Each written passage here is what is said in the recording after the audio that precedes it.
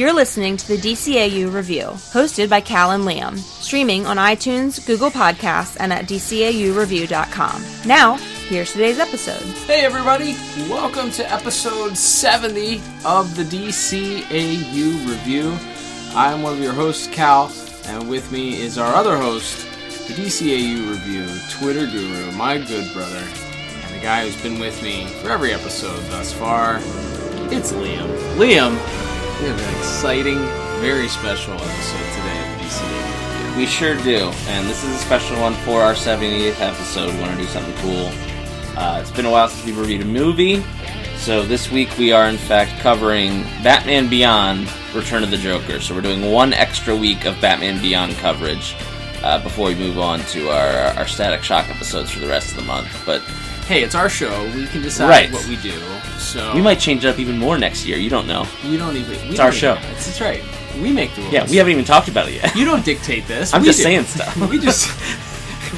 Yeah, this is true. Anyway, Liam, so yes, as you said, Batman Beyond Return of the Joker, which is in continuity, and a huge linchpin to the DCAU because of the ripple effects that it creates, the timeline that it sort of creates, and some of the gaps that it fills in between the end of the new Batman adventures, the Justice League era, depending on who you talk to, and then bridges that gap into Terry McGinnis as Batman in the Batman Beyond world for a time at least, or for a portion of that time is filled in. So it is a very, very interesting movie. At the time, it was I don't think it was appreciated in its time. It's one of those movies that was sort of a cult classic.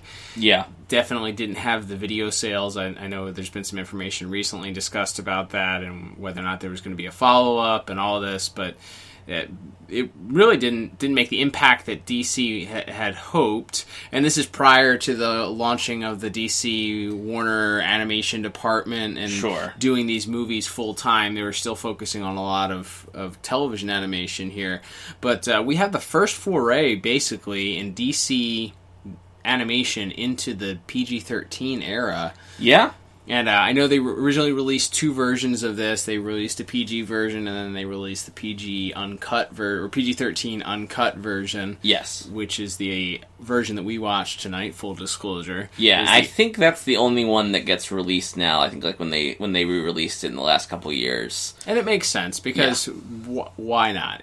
And even looking at the other PG-13 offerings that DC has done recently since they've launched the Warner Animation division, it's very, very mild compared to a lot of that stuff. It's basically there's a couple of like a stabbing, and we'll get into some of this more in detail and visuals, but yeah, there's definitely some stuff that's a little more brutal than what you would see on your average Saturday morning episode. It's mostly violence, yeah. Yeah, but I would say almost entirely is violence related, so yeah, but you're right, it is still kind of a little bit of history there with for all the reasons we've mentioned and because of the PG-13 rating. So, and this came out, we decided in 99-ish or 2000, I believe. Yeah, I actually just looked it up right before we started. It came out in the year 2000. Okay, so I would have been 12 at the time, and you would have been 8-ish? 7. 7 or 8-ish at the time. So I remember some of and we'll get into plot in a second here, but we like to share our own personal memories sometimes of the things that we watch. But I remember watching this, and it's not like I was super young, but there's some stuff in this movie that is super disturbing. Yes. The whole torture of Tim Drake, and really we hadn't seen a Joker this diabolically evil. Like, he's more of, in the Batman animated series, and certainly Batman and Superman Adventures, or the new Batman Adventures, whatever you want to call it, he was a goofy clown. He wasn't this maniacal psychopath. Yeah, other than maybe something like Mad Love or something, you really don't ever see him be that just vicious and brutal. And this is also a different type there, whereas in something like Mad Love, where he's kind of just like an angry, like he's just kind of furious, this is him sort of at the peak of his just like sinister, manipulative, horrifying the way his mind works, and that he would think to do this to Robin. But before we get into plot here, I will, as I do every week, I will read the official IMDb synopsis. In your best announcer voice, please. Of course. And this is the synopsis for Batman Beyond Return of the Joker, which was written by Glenn Murakami, Bruce Timm, and Paul Dini, and directed by Kurt Gaeta. And the synopsis reads as such. The Joker is back with a vengeance, and Gotham's newest Dark Knight needs answers as he stands alone to face Gotham's most infamous clown prince of crime. I may have said climb there, but I'm just going to keep going with it. All right. That's it? That's the whole synopsis? Yeah, that was it. All right. Well, so we don't really need to recap this because if you're listening to this, you probably have seen it. But we'll do like a bird's eye view of it. We get introduced to a new set of Jokers. We covered a Jokers episode a couple weeks ago. This is a new set of Jokers. That's actually something I wish, maybe it's a nitpick, but I wish we had seen like this Joker's crew come in and kill the TV Jokers, or like run them out of town at least. That would have been good. Like some sort of interaction between the Bruce Timm voiced J-Man, I think is what they call him, and the actual Joker, I think would have been really entertaining, and we don't get that. Yeah, that would have been somewhat rewarding. But yeah, so these Jokers just show up. Terry soon finds out that they are actually working for what is revealed to be the Joker. Yeah. He doesn't find that out until a couple scenes later when the Joker shows up at a scene. You have this underlying sort of red herring storyline where Bruce is taking back over Wayne Enterprises. Wayne Powers apparently is dissolved at this point. I don't know if, I guess Blight's emergence led to the dissolved partnership between Wayne Powers. I don't remember them mentioning that in the... Yeah, we'll have to see. When we do the main show, obviously we go in order, so maybe they talk about it in one of the other episodes that Paxton Powers is in, but I don't remember them talking about it ever. So it's just Wayne Enterprises now. Bruce is taking back control over it, and there is this seedy character who just happens to be voiced by the same guy that did Ferris Boyle's voice, and also... Little known voice actor. Yeah, little known voice actor, this guy, Mark Hamill, I think his name is. Yeah, and he just happens to visually look like the Joker, pointy nose, slick back hair. It's clearly a red herring, and I think the commentary states it as much as they wanted to have a red herring in there for you to try and pick out from the start. Oh, well, this guy who was the CEO, and Bruce is taking control over it, so he's going to be pushed out of his dream job and losing power over one of the biggest companies in Gotham City. Yeah. So he has a motive to then destroy Bruce. Well, of course, that turns out that it is indeed not him. Yeah, they turn out to have some sort of like he was like he basically left the front door open for the Jokers to steal some stuff that we see them in the middle of a robbery that Batman breaks up at the beginning of the movie, and so it turns out he was sort of in league with them, but it wasn't, obviously he was not the actual Joker. Right. And come to find out through the flashback and everything that Tim Drake was horribly, terribly experimented on and turned into a miniature Joker, which cost him not only his life, almost cost him his life, but also cost him his sanity. He couldn't even speak. He could only laugh. It's just a horrifying sequence. It's terrifying. Especially when Joker plays the home movie of him, flipping the switch and watching Robin get electrocuted and stuff like that. It's real tough to watch, honestly. Yeah, and the voiceover, he's giving a voiceover narration of what's going on and what happened and how he broke him down, and then, I mean, it is punctuated by some classic Joker lines when he reveals that he was able to pry Bruce's secret identity out of Robin. But to him, he compares it to a kid who sneaks a peek at his Christmas presents before Christmas. Yeah. Says it was so, and we'll talk about it in Mark Hamill's performance, I'm sure, in voice acting, but that line delivered is so good, and it just punctuates, it gives that undercurrent of this this is the same Joker that we've known throughout the Batman the Animated Series, but turned up to 11, I guess, if you will, and just I don't know, he had his breaking point. He talks about even how he and Batman had done this dance for so many years, and he was just sick of it. Like, he just... They mentioned that neither of them are getting any younger, right. As well. So it's...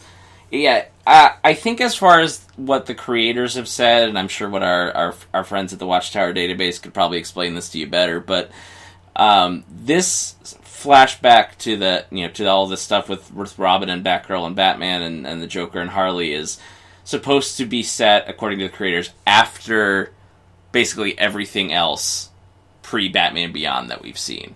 Right. So it's it's after Justice League Unlimited, but it's like the last thing that happens after Batman and Harley Quinn. Right, after Justice League versus the Fatal Five. Okay. After all of that. Okay.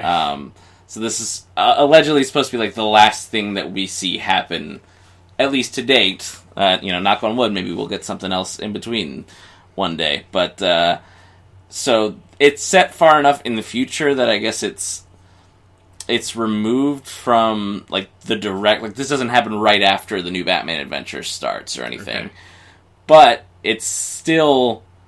Robin still looks like a kid. And so all of this happening, and as you said, like, Joker gleefully talking about what he's done to physically and mentally break this... Let's say even if he's 18, he's still a kid, Yeah. It's real sinister, and again, we're maybe getting a little more into voice acting. He's got him dressed up in the, like, pantaloons and stuff. Yeah, little boy shorts. It's creepy as hell. Of course, the end reveal is that Joker has implanted this chip into Tim Drake's neck. Tim Drake, he's been transforming back and forth between Tim Drake and the Joker. Comes out of sort of left field. I mean, Terry starts to... It's a good showcase of Terry's detective work. Yes. You get Detective Terry, and I know you're a big fan of the detective side of Batman. Correct. That's why you love the Tim Drake character in the comics. So I know you appreciated that for this. Terry gets to exhibit some of that detective side of Batman in this, which is good. Really, really, really, really strong. And of course... finds out that Joker has been using Tim's knowledge of communications equipment to create a satellite hijacking tool, to use a tool that's very similar to the one that you pointed out that is linked to the bottom of the Justice League Watchtower, this Skybeam type thing. Yeah, it's another one of those kind of retroactive continuity thing. I guess once like the, governments got wind of the fact that Justice League had a cannon on their satellite. Right. Like, well, we got to get one for us, too. We got to get cannons, too. Space cannons. Yeah. Yeah, so he uses a very similar weapon. He's just going to wreak havoc and destroy different parts of Gotham to let them know that the Joker is back, is basically what he says. He's going to make a giant smiley face crater. Of course. Starting with... Wayne Manor. Yeah, Wayne Manor...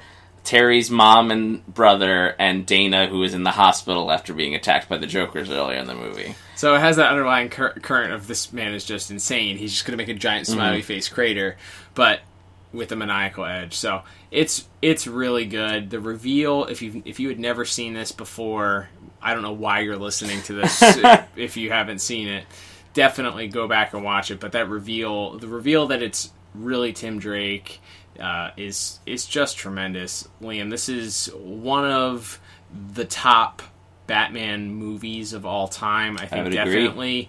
It's neck and neck, I think, with Phantasm. Phantasm is really good, and for what it was at the time, and it's a pivotal piece because of the time frame that it was released and all of that. And Phantasm is a masterpiece. This is, I think, on a similar level to that. I gave Plot a perfect 10 out of 10. What about you? Yeah, I also gave Plot a perfect 10 out of 10. It's so good because of the way it harkens back to the original series, because I think that's a question everyone had. We knew that Batman and Batgirl were an item and broke up and it didn't go well, and that Barbara was now the commissioner. We had heard passing references to Dick Grayson leaving to go establish himself in another city. But I don't know that Tim Drake was ever mentioned by name in the series at all. I don't think he was. Nope.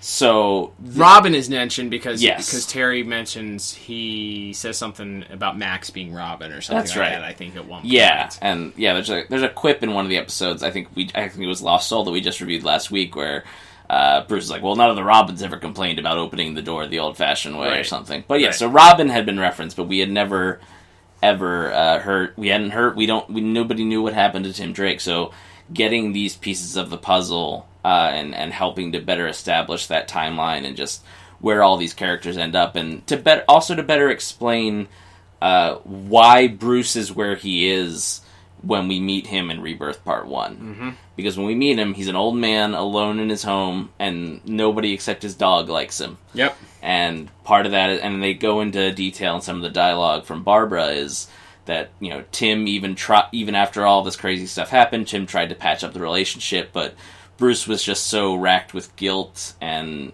didn't want to endanger another young partner. That's why in this movie he asked Terry to give the bat suit back at one point, because he feels that he's just so afraid of that it could happen again when he sees that the Joker is back. And it's so well done. I just saw on Twitter the other day Scott Snyder, who's one of the, as far as modern times go, I think it's almost not debatable. He's one of the greatest Batman writers of the modern era. He's really good, yeah. And he mentioned that he thought that Return of the Joker is a top 10 Batman story of all time. I mean... and that's quite the endorsement. It's quite the endorsement coming from, a guy who's done a lot of great Batman stories. Absolutely, no question about it. But, I just saw that on Twitter the other day. I thought it was really cool. But, the impact that this story in and of itself and Batman Beyond as a whole had on people who are even now still writing comics is pretty cool. Absolutely. All right, Liam, let's move on to animation and visuals. So we commented as we were watching this. This is the first foray into the digital animation era. So we have typically been watching... I mean, we've already watched Justice League, and Justice League is completely digital animation. We talked a little bit about that on our first initial Justice League episode, which you can check out at DCAUreview.com or on your favorite streaming service if you haven't listened to it before. I think that was episode 30. Okay, there we go. 40 episodes ago. Crazy to think about. Jeez Louise. We're doing a lot of these. Yeah. But this is technically the first show that they ever did, or first digital animation presentation that they did in the DCAU. So we have a new style. It's different than the hand-drawn animation with the painted backgrounds that we were used to. This is digital backgrounds, digital animation. Some digitally painted backgrounds that were pretty static, but a lot of the backgrounds seem to be, similar digital animation style to the actual action that's happening. So I think there are a lot of good things about this. There are a lot of good visuals. There's a little bit of character model wonkiness, I would say. Characters don't look exactly on model, especially we've been watching a lot of the Batman Beyond series recently. Characters look a little bit off model, and I know some of that is because of the difference between the hand-drawn animation and the digital animation is a little bit different. Sure. It's a little more streamlined. It's a little less detailed. But that stands out in a couple different scenes. Terry, anytime he has his mask off, to me, there's this weird thing they did with his upper lip, where his upper lip is defined, but his bottom lip isn't. And I know they did that some in the show, but this I feel like in nearly every scene. I think it's also because there's a lot more shadow, or maybe naturally the color palette was just darker before they had the digital colors. Yeah, it is brighter. Yeah, so I think that might also be part of it. It's just everything. It's kind of like you just turned a light on shined a spotlight on everything, so everything's just a little bit brighter. And we talked about that, I think, on that episode of Justice League with Secret Invasion, where everything does look brighter. And some of that was because that's a show in the daylight. But this episode, there's a lot of good visuals. The scenes where they're in the nightclub with Terry, the world's worst boyfriend, just continues his undefeated streak of being the absolute worst. Falls asleep on her the first time they're at the nightclub. Second time, the DDs show up and start flirting with him. and he's so distracted by them that he doesn't notice Dana getting grabbed by Ghoul. He sort of pushes them away, but in a way... like, a long time. He took a long time. It's like Willy Wonka in Charlie the Chocolate Factory. He's like, no, wait, stop, come back. Like, when the kid's about to fall in the chocolate fountain. So he's not really all that concerned about what's happening to Dana, as you said, as all of a sudden she's kidnapped by Ghoul. So, yeah, anyway, some cool visuals there. I think one of the scenes that stood out for me is the reintroduction of the Joker in that very first scene. They do this where he's sitting in the shadows, and you obviously know it's the Joker, but they don't do the full face reveal. And this is the debut of the new Batman animated series or new Batman Adventures or whatever you want to say, redesign of the Joker. So he doesn't have the spy versus spy eyes. Right. The black. He has lips again. He has lips. His eyes are wide and he has the red pupils instead of having the black eye sockets with the white pupils. He has like the diamond-shaped eyes too again, like, which is more of a throwback to the original Batman than even the new Batman Adventures. So it's kind of an amalgam of those looks. He's still in the suit that he wore in the new Batman Adventures, but I think we talked about that back when we reviewed Injustice for All quite a few episodes ago. But it's a striking look, but it's just so much better than the new Batman Adventures look. Agreed. His face is rounder, less triangle shaped, and more humanoid shaped, I would say. It's good. It's a good overall redesign. With that said, they were definitely finding their footing. I think the Jokers look cool. There's some cool designs with the Jokers. Wolf, as he's known, who's the splicer. Yes. Spliced Joker, which is cool. We get a splicer reference in this movie. So a spliced Joker who's half hyena, half human, I guess. Yes.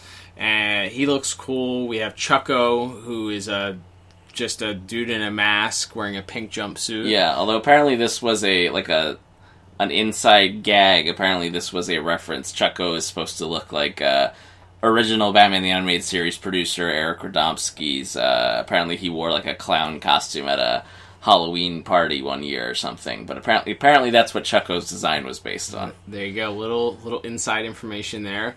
Then you have Ghoul, who sort of looks like a he looks like a scarecrow, not the scarecrow, but a scarecrow. He's carrying around a pumpkin bucket, I guess. And then you have the Dee-Dees, who are sort of look like Raggedy Ann dolls or something like that if they were, I don't know, hookers, I guess. So yeah, you have some cool looks with that, and then you get some flashback to the new Batman Adventures, which we haven't done any new Batman Adventures yet, so we can... Right. Other than World's Finest, yeah. Correct. So I guess we can kind of talk a little bit about those costumes if you want to.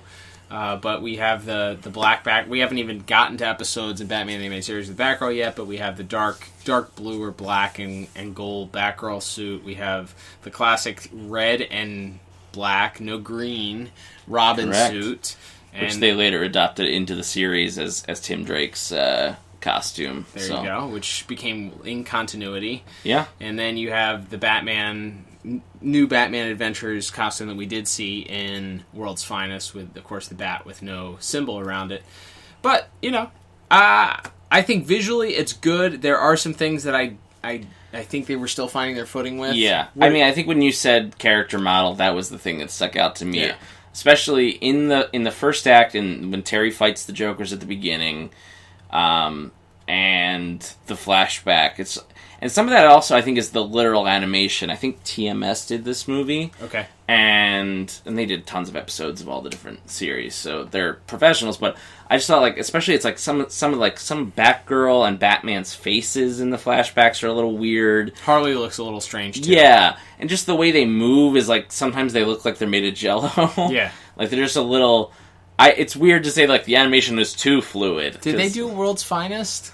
Were they in that second episode that I hated? No, that was one of the bad studios. Right. TMS did a lot of the great episodes of the original Batman animated series. I was ready to throw them under the bus. No, I think that's I forget who that Sunrise maybe Japanese anime. Yeah. But anyway, the animation itself, which is funny because we talk about that a lot. Once they shifted to the more streamlined designs with Superman and New Batman Adventures, we don't talk as much about the actual animation because it's generally on point, right? With the exception of something like World's Finest, which was really, really off model. Yes. But if you want to hear my complaint, check back on that episode of the archives. Yeah. So, but that kind of stuck out to me is that the actual animation looks a little wonky.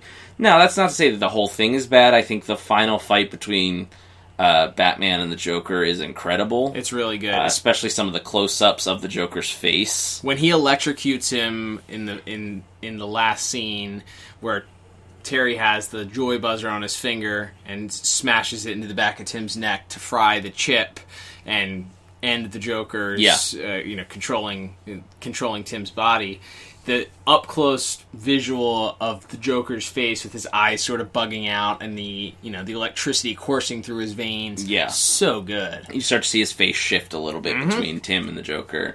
Yeah, there's the great shot of when, just before that happens, when Joker begins strangling Terry, and he's just laughing, so happy. He's so happy and he's laughing, and then he gets in his face and like a little piece of hair falls down in his face. And it's really well done as he's just getting real, like his face is so close to the camera. It's really, it manages to be really like claustrophobic almost in that fight scene, I think. And and I thought the scene in the Batcave where Bruce has been exposed to the Joker toxin was really well done too. Say that. Yep. It's horrifying also. Yeah. Oh, it's terrible. I mean, from the scene where Terry comes up the road of the manor, you see him walk in, you see Ace has been injured, and then he runs down to the Batcave and you see it vandalized. And it reminded me, it's actually a good parallel to the scene in Rebirth where Terry comes back to his apartment to find his dad killed. Oh my goodness, with the I didn't even think of that. Spray painted all over the inside of the apartment. Wow. Really You're good. just blowing my mind, man. I don't know if it was an intentional parallel but yeah, certainly. It's the happiest accident of all time. Yeah, it's not. That's awesome. Really, really neat parallel between Rebirth and this episode of him coming back to his actual father. Yeah. Even though he doesn't know it yet. His pseudo-father, his father figure at this point. Yes. Coming in and seeing him in a very similar situation and possibly dead. And the visuals of that are just so, like I said, everything that's supposed, it just makes you feel so creepy. Yeah. Like we already talked about that a little bit in plot, but the videos of the Joker torturing Robin and the visuals of Jokerized Robin in his little shorts laughing, and then his laughter turns to crying, and Barbara's there comforting him at the end. It's real terrifying. Yeah, they did a great job with it. I think there were a couple misses, like we said. Character model is probably the biggest one. So I ended up giving animation an 8 out of 10. What about you? Yeah, I also gave animation an 8 out of 10. All right, we're 2 for 2 here. We're on the road to having the same identical score, which has never happened before. We've never had the same exact score before, and we don't discuss our scores before. Correct. As we always say.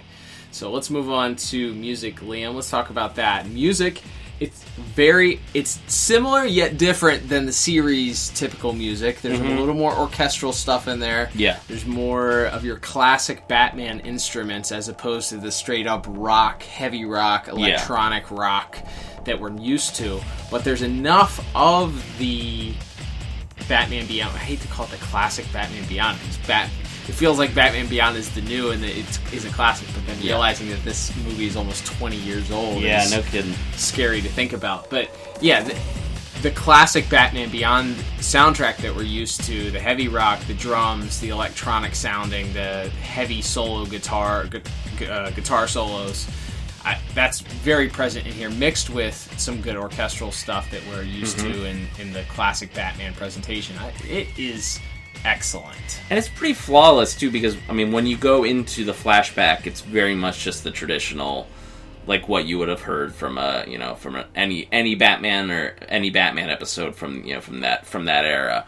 So being able to sort of so flawlessly, and I think all three of the main composers worked on this. I think it was Christopher Carter, Lolita Manis, and Michael McQuiston all worked on this.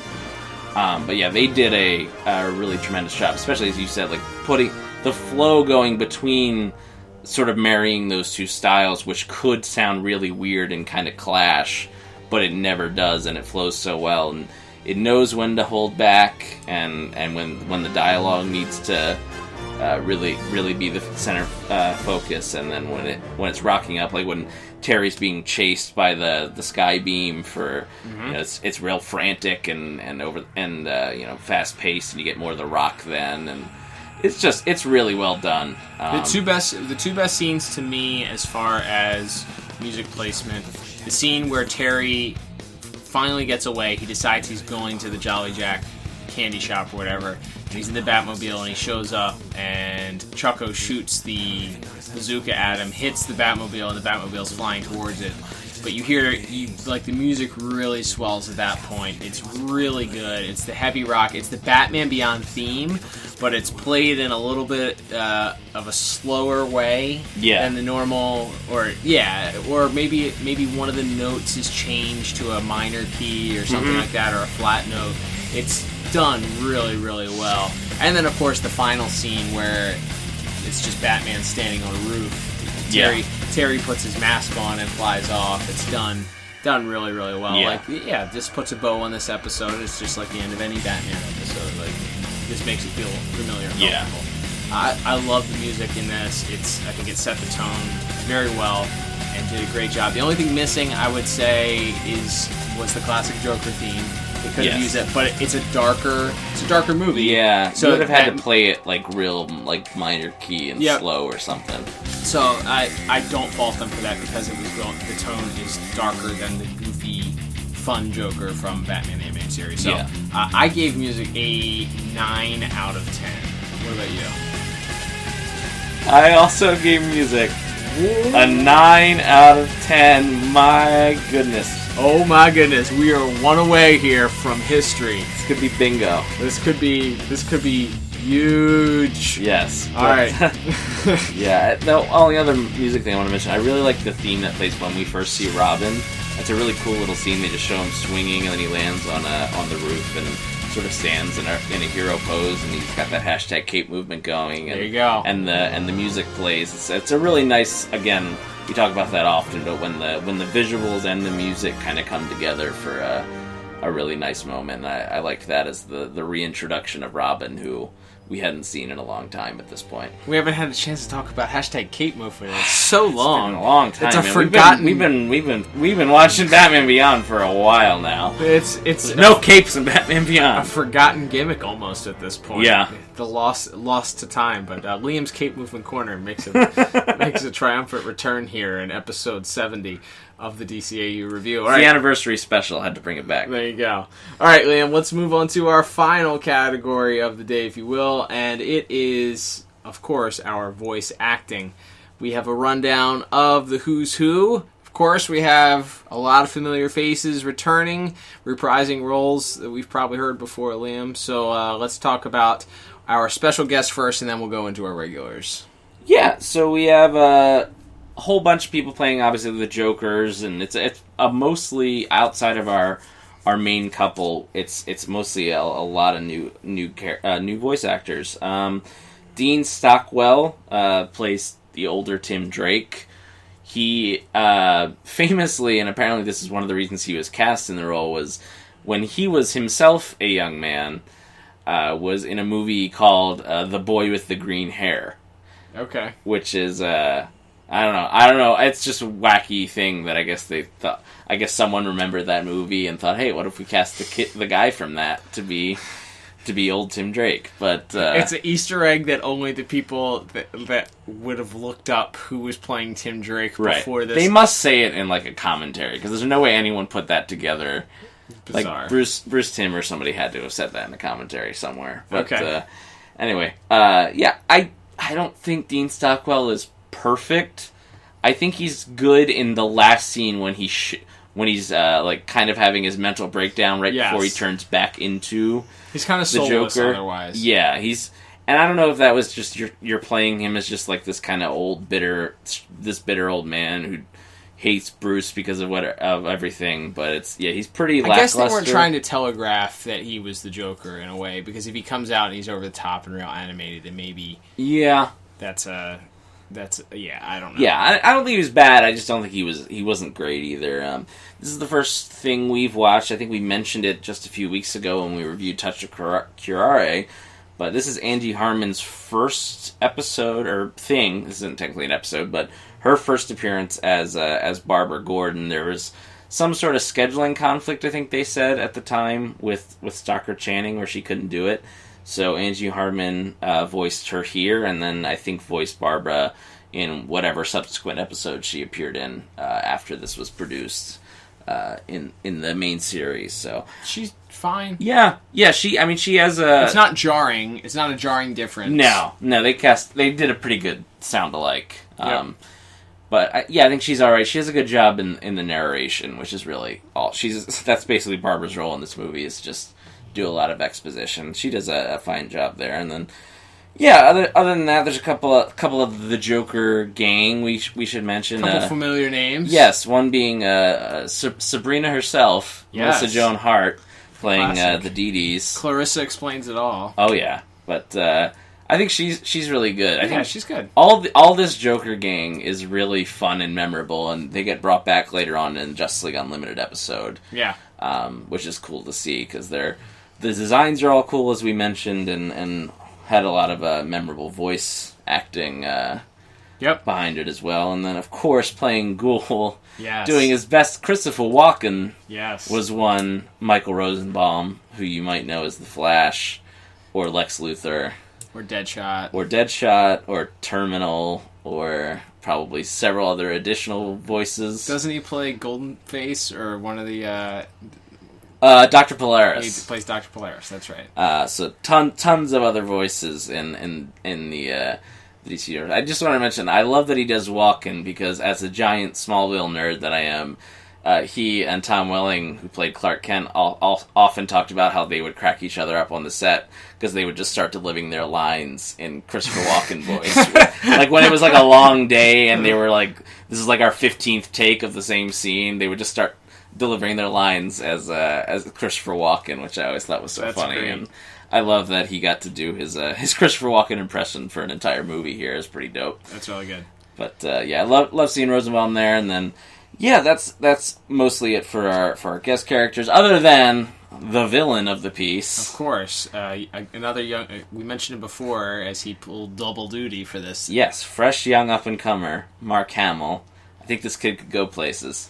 He might. His performance as the Joker here might be iconic enough to gain him a recasting at some point. Maybe one day. But he's awesome. His laughs. Oh my gosh, we talked about that in one of our, I think in Make 'Em Laugh, or one of the original Joker episodes that we talked about. Last Laugh, probably, about how each time he delivers a laugh, it's different. Yeah. And this is no exception. There's a couple in here that really stand out to me as, like, when I think of the Mark Hamill Joker laugh, these are the ones I hear in my head. The one where he chokes him. Yes. It's so and we're full. I'm going to hopefully find the clip and play it here.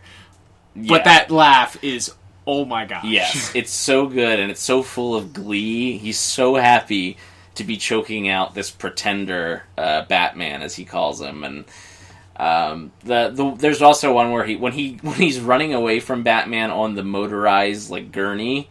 Yes. There's a good like classic normal joke, Batman the Animated Series Joker laugh in there, and there's 4 or 5 great ones in this movie, and he's so great. From the first scene that you mentioned where he's in the shadow and he kills Bonk with the bang gun, to the flashback stuff, to the final fight with Terry. I really loved him and Will Friedle's back and forth in that final fight scene. I think it's really, really well done. I love the idea that Terry is the one that got under the Joker's skin. Yeah. Because it just worked. It worked so well for the story too.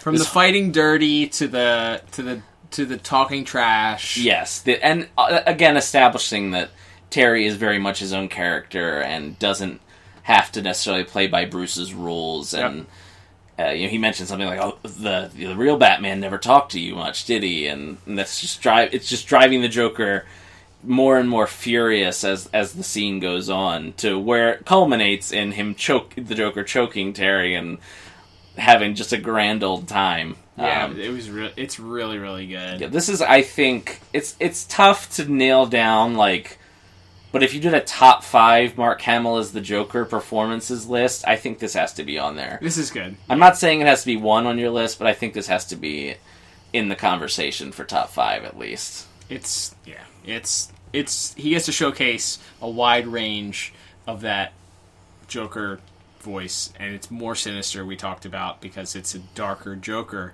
in this movie. Yeah. So it just adds a layer to his performance in it. And then, of course, we have our Batman. Yes, of course. We have Kevin Conroy, who both gets to play old Bruce Wayne and Batman in the flashback. Yep. It's cool to hear him switch between the gravelly old man voice and his normal Batman voice. Of course, we also had Tara Strong's Batgirl make an appearance. Matthew Valencia as Robin, who I think this was his last time playing Robin, because I think they recast him for Mystery of the Batwoman. And they definitely did. Some of the Static episodes as well. So it's cool to see that original New Batman Adventures cast back, and obviously Kevin Conroy's excellent in this, mostly because of the scenes with him and Terry. Arlene Sorkin also came out as Harley Quinn. Every time I hear it, Harley Quinn, it just makes me mad because no one else will ever do it as good as her. It's because the character was created for her. But it was great to hear her back as well. And then Will Friedle is just absolutely phenomenal in this piece. As is Kevin Conroy, as you've already mentioned, the scenes they have together, where first scene where Bruce asks him to give back the bat suit. And tells him that he's done his time, basically, that he's brought his father's killers to justice, and he's honored the legacy of Batman, but he wants him to give the suit back. And then the very final scene of the movie, when they're in the hospital, and I think he says one of the quintessential great lines of any Batman Beyond thing, which is that it's not Batman who made you worthwhile, it's the other way around. Which is cool because it's a good bookend to what we talked about in last week's episode, where he talks about the suit not making the man. Yes. It's not the suit that makes Batman, it's not the title that makes Batman. Right.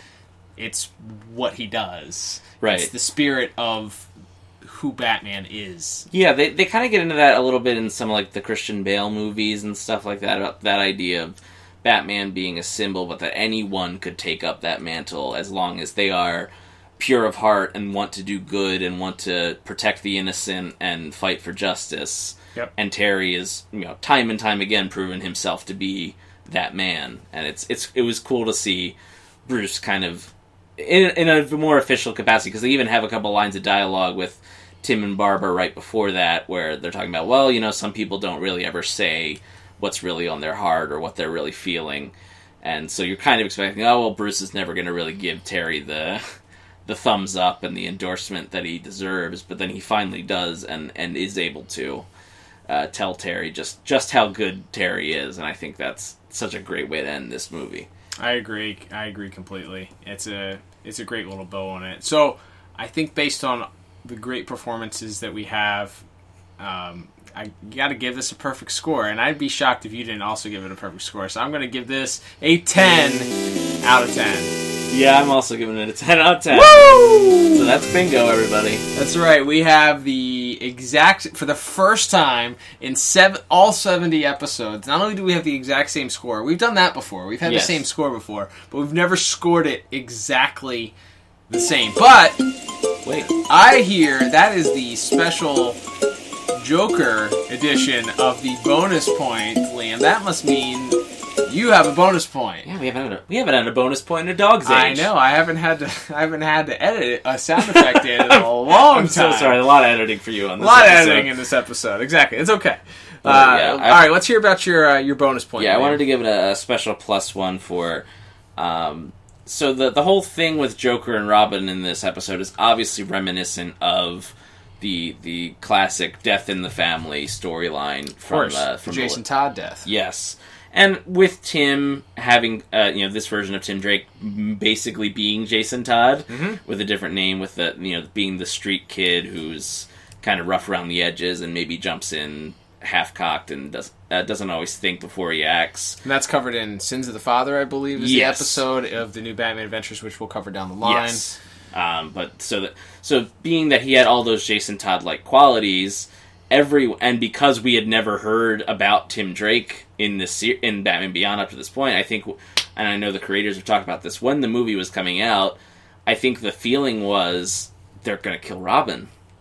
And instead, they made it so much worse. Yeah.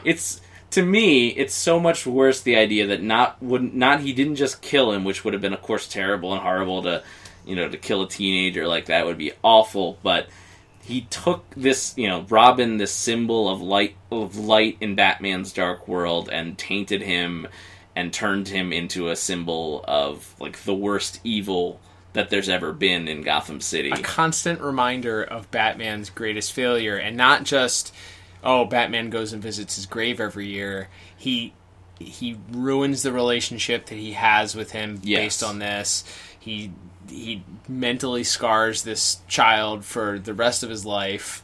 And then comes back 40 years later, right, to continue to wreak havoc and continue to destroy this person's life and try and nearly kill Bruce. Yeah, so I wanted to give a +1 because they, as iconic and classic and evil as the events of Death in the Family are, I feel like they really one-upped it with this version of events. And the idea, this was, for all intents and purposes, was the death of Robin, but with the added bonus of it also being, as you mentioned, a relationship-ruining, life-ruining thing here. So just... And a real pivotal point at this point, because we know that Barbara says that Batman forbade there to be any more Robins. We don't know if Barbara immediately stopped being Batgirl. That's not really... She sort of alludes to that happening, but doesn't necessarily say that she stopped at that point. But yeah, but you imagine that it probably wasn't too long after that. Because they specifically talk about how Bruce didn't want to endanger any more partners after this. And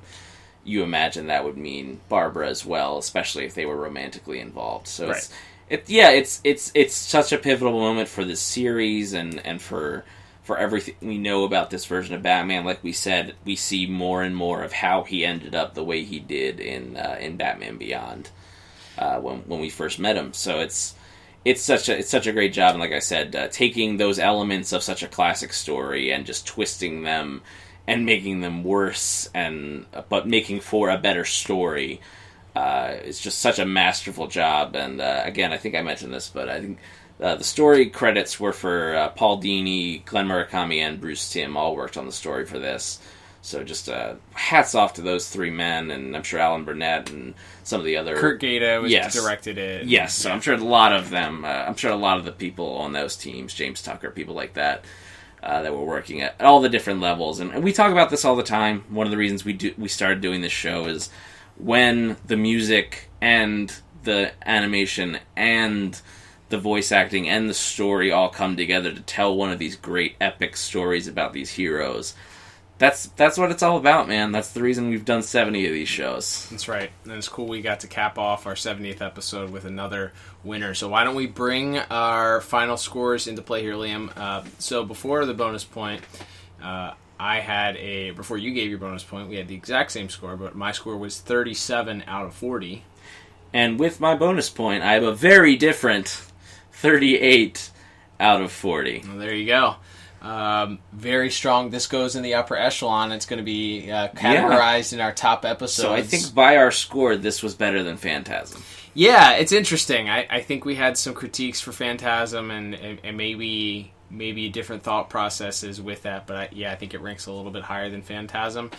But it's 1 and 1A. I think, as far as Batman absolutely. Animated films are concerned, and maybe you talk about the best Batman films of all time. Yeah, it's got to be. I think this deserves to be in the conversation with Phantasm, with The Dark Knight, with the Keaton Batman, whatever comes to mind when I say Batman on Batman 66. Right, Batman movie. Tremendous movie for what it is. Some days you just can't get rid of a bomb. Correct. But yeah, I think this deserves to be in the conversation with live action or animation. It's a masterpiece, and it's really all of these great creators and artists and storyboards and animators and just at the top of their game, and voice directors and things like that. it's one of those things. It's an era that will never be replicated, and that's why we're commemorating it here. Is that it's just you never quite are going to get lightning in a bottle like this ever again. I don't think. Agreed. All right, Liam. Well, thank you for listening today. We appreciate it. Hard to believe we've done 70 of these episodes, Liam. But you can catch all of our old episodes, the past 69 episodes, and this episode can be found on DCAUreview.com. You can also find us on your favorite streaming service. Don't forget, if we are not on the streaming service of your choice, tweet at Liam at DCAU Review, and we will do our best to get our stream up there to make it easier for you to listen to the program. Don't forget also to share, like, and subscribe. Let people know about us. If you can, leave us a review on whatever podcast form that you listen to us. Liam, they can also tweet you and discuss their thoughts of this classic Batman Beyond movie, nearly 20 years old now, at DCAU Review on Twitter. Yeah, this has been such a special year. Obviously, it's the 80th anniversary of Batman as a character, the 20th anniversary of Batman Beyond. It's such an important year for these characters, and it's been so much fun getting to talk with all of you on Twitter at DCAU Review. Definitely want to hear your thoughts on this movie. Where does this rank against Phantasm or Sub-Zero or even some of the live-action movies? I would love to hear you guys' thoughts on where this ranks on your personal Batman movie list, and we're always looking for suggestions on what we should review next. And like we said, next week we'll be jumping into the world of Static Shock for the first time. Super excited for that. But so definitely tweet me at DCAU Review. Give us your thoughts on this week's episode, fan art, anything like that, theories about some of the other threads this could connect from Beyond to Justice League and the original Batman animated series and all that. I always love talking with people about that. So whatever you got, just hit me up on Twitter. All right. Well, that will do us for this week's episode. I am Cal. And I'm Liam. And we will talk to you on the next episode of the DCAU Review. Goodbye.